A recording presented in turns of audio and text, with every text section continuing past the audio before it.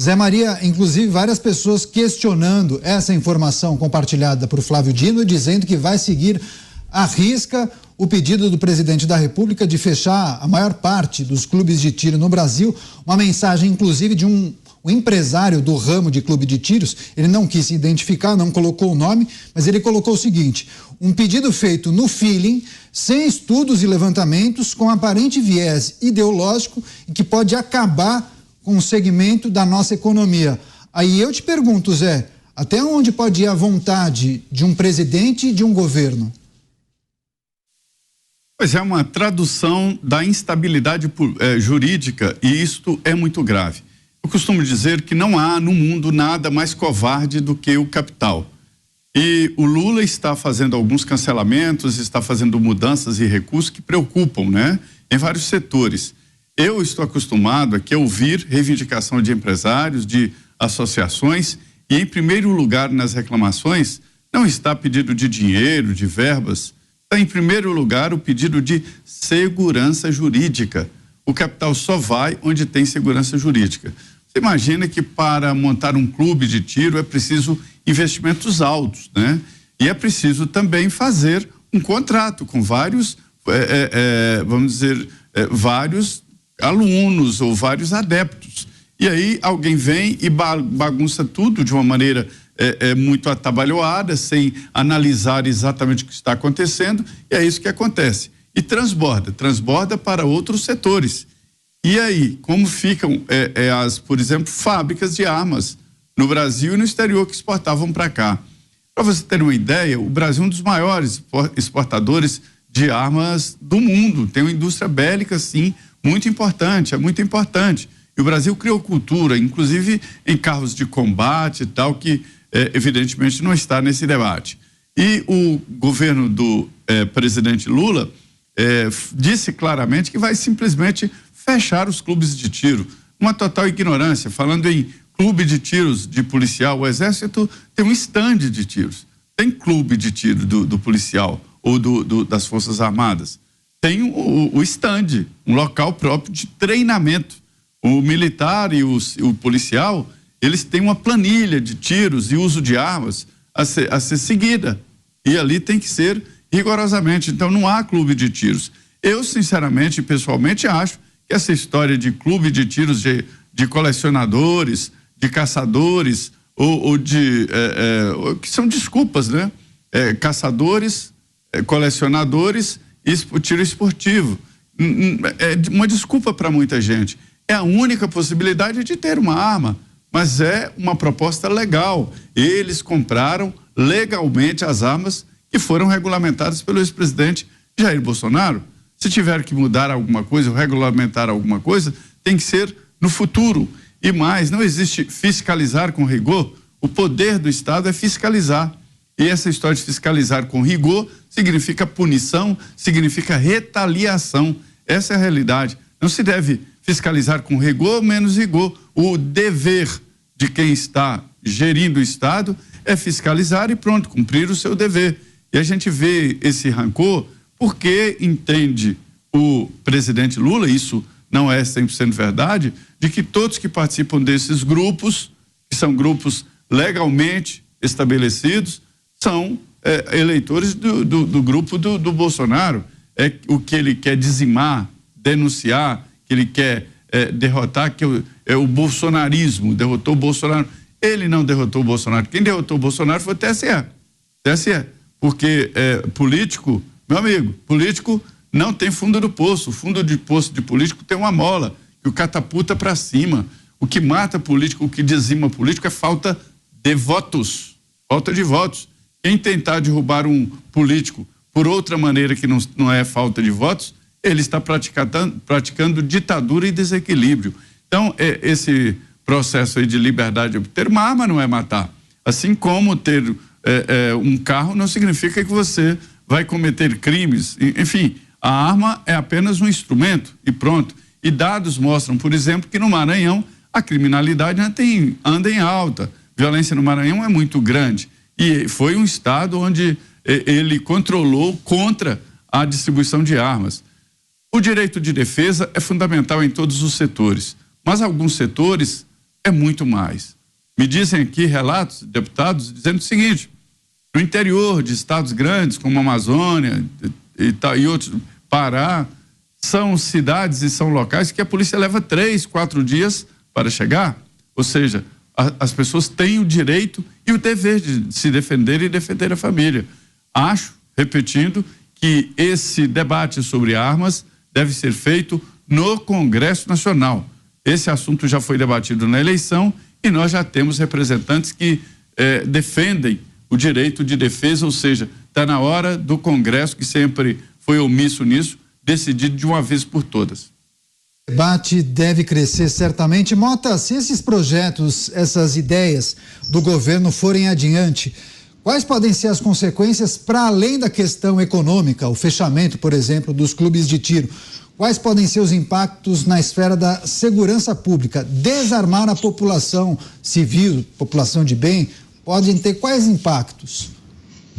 O armamento civil, ele tem 2 aspectos. O primeiro, mais importante, que deveria encerrar a discussão, é o direito à autodefesa. É o que o Pavinato explicou. Se alguém se aproxima de mim e tenta me assaltar ou cometer um crime contra mim ou contra a minha família, eu tenho não só o direito, o dever de defender aquelas pessoas, defender a minha vida. Como o Zé Maria já perguntou muito bem aqui várias vezes, como é que eu vou fazer isso sem uma arma? O Brasil hoje tem os criminosos mais bem armados do mundo. Eles usam armas de guerra. Como é que eu vou me defender contra isso? Com livros, levando comigo uma cópia da Constituição? Então essa discussão deveria acabar aqui.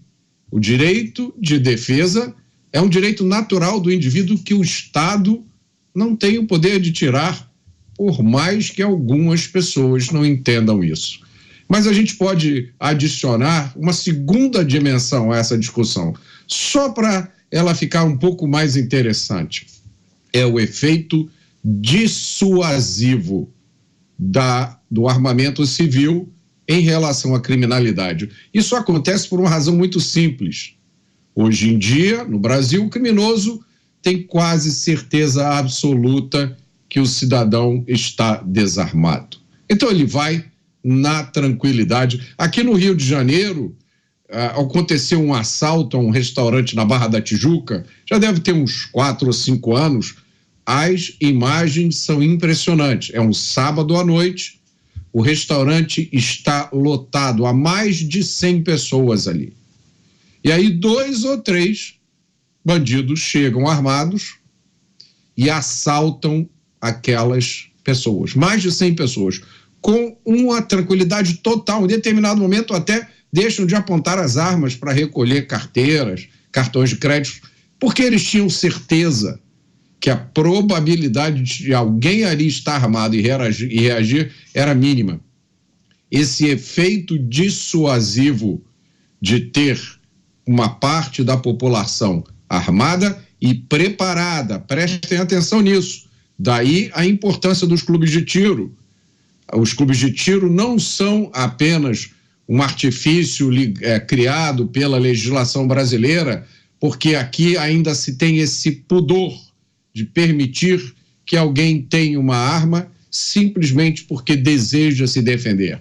Então, o Zé Maria tem razão, você precisa dourar um pouco a pílula e adotar uma nomenclatura própria, mas os clubes de tiro têm uma função muito importante, que é ensinar as pessoas os princípios básicos da posse e do porte de uma arma. Não é para qualquer um, não é coisa para criança, não é coisa para irresponsável, não é coisa para quem tem cabeça quente. Então esses são os 2 argumentos. O primeiro, o direito de autodefesa, o direito de legítima defesa da vida, deveria encerrar esse assunto. Mas só para lembrar que as pessoas que defendem as restrições ao porte, né, e à posse de armas não leem estatísticas ou ignoram as estatísticas, vamos adicionar esse segundo argumento. É mais do que comprovado o efeito dissuasivo do porte do armamento civil em relação à atividade criminosa. Tá certo, são bons pontos levantados pelos nossos comentaristas e analistas. Agora, Pavinato, dependendo do que for feito, dependendo das medidas que forem tomadas pelo governo federal, o que o Congresso pode fazer é prerrogativa de deputados e senadores legislarem, criarem um conjunto de regras e leis. Eles poderão entrar em cena, mudar o decreto que foi editado? Sempre podem, claro. Existe uma lei que se chama Estatuto do Desarmamento e ela é de 2003. Para que serve esse instrumento de regulação do Luiz Inácio, do Magnífico? Ele serve para estabelecer critérios administrativos para a aplicação desta lei, que é do primeiro ano, do primeiro mandato do Lula. Aliás, o Estatuto do Desarmamento é de 2003. Então a lei, ela passa os parâmetros gerais. Quem faz a lei é o Legislativo. O presidente, através do decreto executivo, ele coloca os métodos, qual é o sistema para que essa lei seja cumprida. Então ele dá as diretrizes para o cumprimento do que está na lei. E, dessa forma, o conteúdo do decreto do presidente não pode afrontar essa lei. Foi o que aconteceu. No caso do novo marco do saneamento básico, quando o Lula, por um decreto do executivo, ele desnaturou o conteúdo do novo marco do saneamento básico. Então existem duas formas de um decreto do executivo cair. Primeiro, ele ser inconstitucional. Assim, através de uma ação do Supremo Tribunal Federal, ele cai pela inconstitucionalidade se a Constituição se decidir cumprir a Constituição, é claro. E o Congresso, mesmo que o decreto do presidente, o decreto executivo seja constitucional, aliás, mesmo que o decreto do executivo seja, além de constitucional, legal, ou seja, que ele não irrompa com dispositivos, que ele não desfaça o ideal, o espírito da legislação que ele está regulamentando, desde que ele não aniquile qualquer dispositivo desta lei que esse decreto regulamenta, o Congresso, mesmo assim, pode desfazer esse decreto do executivo. Ele faz uma comissão especial para o assunto e, através de uma votação cujo quórum é a maioria simples, ele redefine esse decreto ou ele vota um decreto legislativo. Porque na ordem da legislação nós temos aqui a Constituição, pelo menos deveria ser, né? Constituição, lei complementar, lei ordinária, depois o decreto legislativo, depois o decreto do executivo. Então, o decreto legislativo, ele pode substituir na totalidade o decreto do executivo. Então você esvazia aquilo que o presidente, os dispositivos com os quais ele regulamentou a lei. O Estatuto do Desarmamento, no artigo 6º, ele proíbe o porte da arma de fogo no território nacional, salvo em alguns casos que ele elenca, como integrantes de forças armadas, os policiais, guardas municipais. Ele tem uma lista extensa de exceções à regra legal. A regra legal desde 2003 é proibido portar arma no Brasil, salvo estas exceções. E nas alterações que são feitas regularmente, foram feitas alterações em 2008 e 2014, ora servidores do sistema criminal podiam, depois não podiam mais, ora um pode, ora outro não pode, mas quem define quem pode e quem não pode é o Congresso Nacional. Então, além de derrubar o decreto do Executivo com um decreto legislativo, reformando o decreto executivo ou substituindo o decreto do presidente executivo pelo decreto legislativo, o Congresso também pode alterar a lei o Estatuto do Desarmamento. Alterando o Estatuto do Desarmamento, ele pode colocar novas exceções à regra da proibição do porte de arma no país, ou ele pode até mesmo revogar a proibição do porte de arma no Brasil. Pode ser a regra. O porte de arma no Brasil pode ser um direito, uma faculdade de todo e qualquer cidadão. Então o Congresso, meus senhores, ele não está vendido às determinações do magnífico presidente Luiz Inácio Lula da Silva. O Congresso, ele pode sim reformar, em parte ou em todo o decreto executivo, reformar o Estatuto do Desarmamento. E há que se lembrar que reforçar a hipótese, se existe um direito à legítima defesa, esse direito é frustrado quando eu estou dentro da minha casa, com um assaltante armado. Portanto, eu vejo como ilegal, não porque fere o Estatuto do Desarmamento, mas porque fere um direito assegurado no Código Penal brasileiro, no artigo 25. E não é de ontem o direito à legítima defesa. É um dispositivo que está aí desde que o Código surgiu. Eu estou falando de mais de 80 anos. É o direito do brasileiro à legítima defesa. E repito, já que outra lei proíbe o porte de armas e a legítima defesa é algo que se consagra há mais de 80 anos no direito brasileiro, há que se concluir, pela lógica, que a posse de arma, ela também é um direito. Se o porte é proibido, mas, ao mesmo tempo, a legítima defesa é um direito, imaginando a hipótese de eu ser assaltado com arma dentro da minha casa, no Brasil, a posse de arma é um direito, porque o direito não a proíbe. E não é um decreto do Poder Executivo, do presidente, que pode proibir. E o que mais me intriga aqui é esta certeza e esta empáfia.